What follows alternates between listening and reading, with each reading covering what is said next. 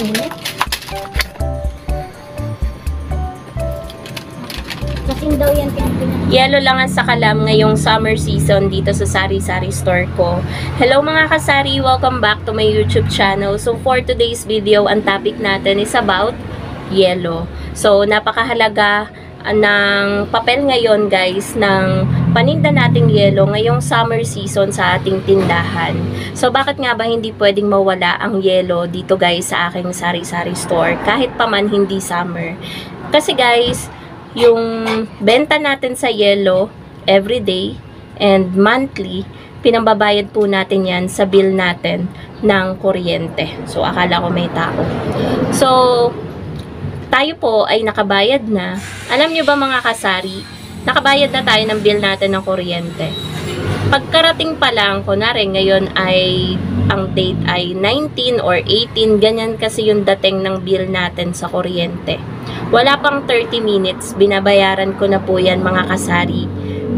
Agad-agad. As in, agad-agad. Hindi umaabot ng 1 hour. Yung kakarating pa lang nung sobre na laman yung ating bill, binabayaran ko na po yan agad. Kasi po, may benta na po tayo at sapat na yung benta natin sa yelo. At ngayon po mga kasari, hindi pa po nagre-reading.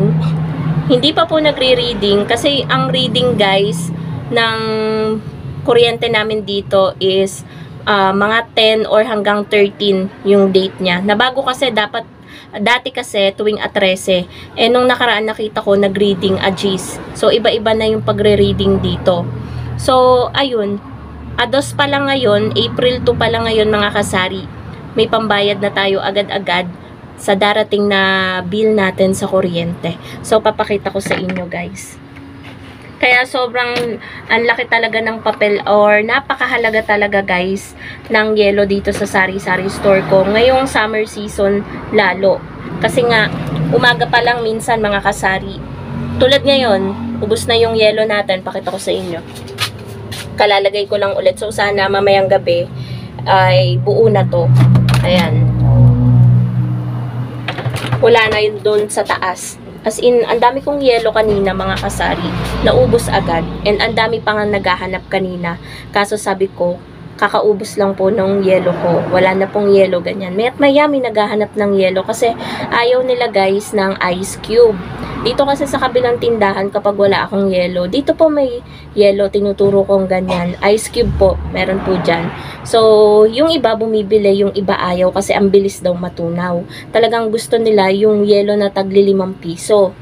So, ayun nga, ito guys yung naipon na natin agad kahit wala pang, hindi pa nagre-reading at wala pa tayong bill.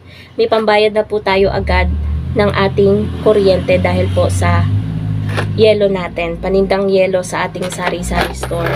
So, pakita ko sa inyo guys. Ito hindi para ipa-inggit or i-flex. Hindi tayo ganun guys. So, ito ay para makapag-motivate ng other sari-sari store owner na hindi masyadong sineseryoso ang pagtitinda ng yelo or tinatamad gumawa lagi ng yelo. Ito guys yung kahalagahan niyan.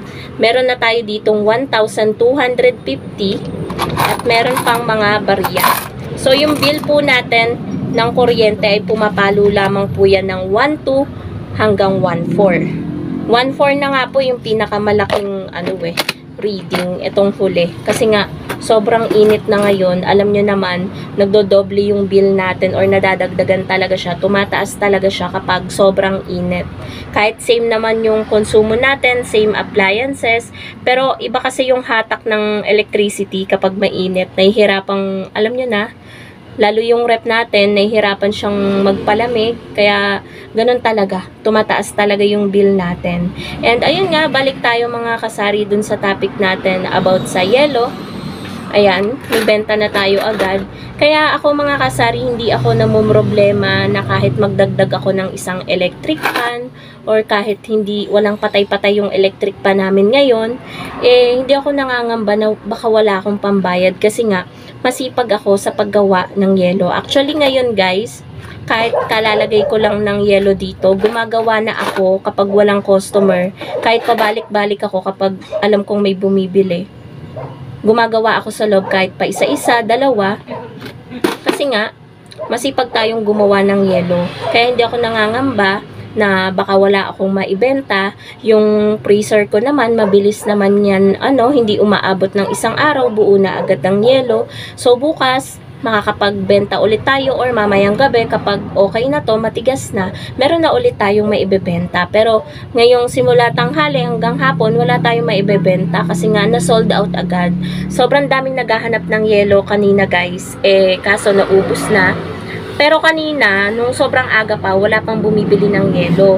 Pero nung maya-maya, may bumibili ng 6, ng 3, ng 4, ng 2, 1. Kaya unti-unti nauubos yung natin. Hindi naman tayo makapag gawa ng sobrang daming yelo kasi wala naman tayong chest freezer. Yan din yung isa kong pangarap, makabili ng chest freezer para makapag-produce tayo ng sobrang daming yelo.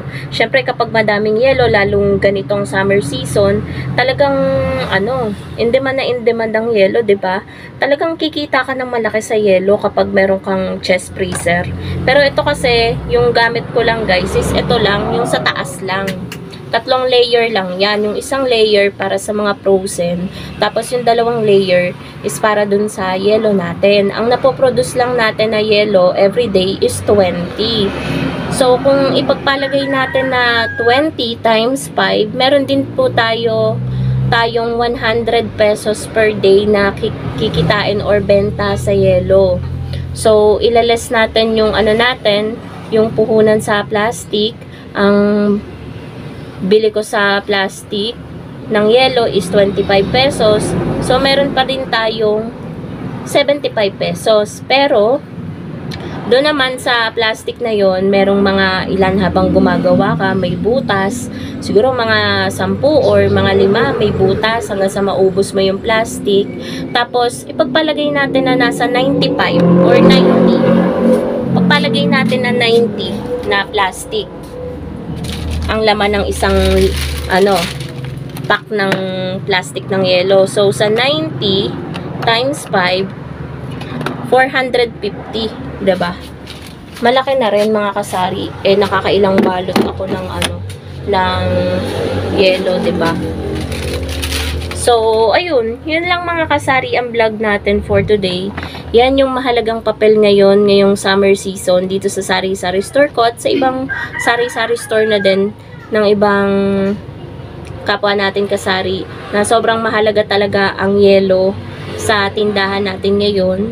Kahit hindi na masyado ng kasi kapag tag-ulan, hindi naman masyadong mabenta ang yelo. Dumadaan nga kapag tag-ulan na sa isang araw walang bumibili ng yelo. Kaya ngayong summer, samantalahin natin mga kasari, magtinda tayo ng yelo para makaipon tayo ng pambayad natin ng mga bills. Yan. Ang ingay nung dumaan na big bike. So, hindi nga lang baka hindi lang pambayad ng kuryente ang maipon natin, pambayad pa ng internet, pambayad pa ng bill natin sa tubig, basta masipag po tayong gumawa ng yelo. Kaya yun lang mga kasari ang masashare ko sa inyo guys. Bigla lang itong pumasok sa isip ko, pero na-share ko na to dati. Ayun nga, natutuwa lang ako kasi nga hindi na ako namumroblema mga kasari ng pambayad ko ng kuryente every month. Kasi nga, ayun, dahil sa sipag nating gumawa ng yelo, parang erase na yung isipin natin, kumbaga monthly, sa mga bills na dumadating lalo na sa kuryente. So, yun lamang po mga kasari ang masashare ko sa inyo. Yun. Thank you so much for watching and happy selling po sa inyong lahat. Bye guys!